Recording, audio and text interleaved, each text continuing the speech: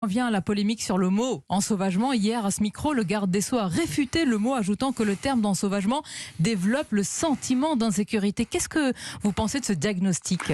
D'abord, le garde des Sceaux, je voudrais lui dire très directement que la sécurité et l'insécurité, c'est pas un sentiment, c'est une réalité.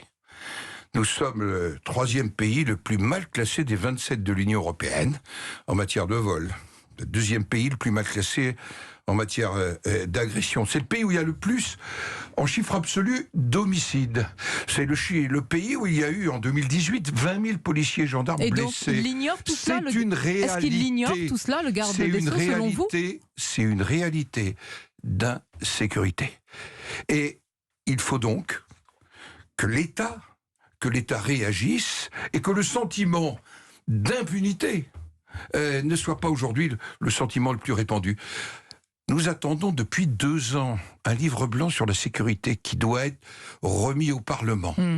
J'ai, hier, dans un échange avec le Premier ministre, rappelé cet engagement qui avait été pris pour ce livre blanc.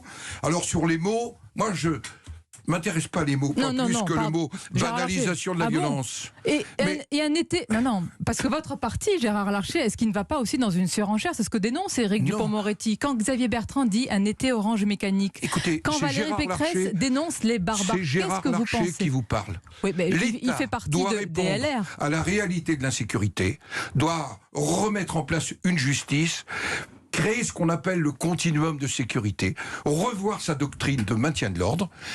Moi, au-delà des mots, je sais que les Françaises et les Français attendent des actes. Monsieur le Président du Sénat, est-ce que Emmanuel Macron, est-ce que le Président de la République a échoué à protéger les Français ? En l'état actuel, il n'a pas réussi. Il n'a pas réussi. Il n'a pas réussi. La réalité, regardez ce qui s'est passé à Paris.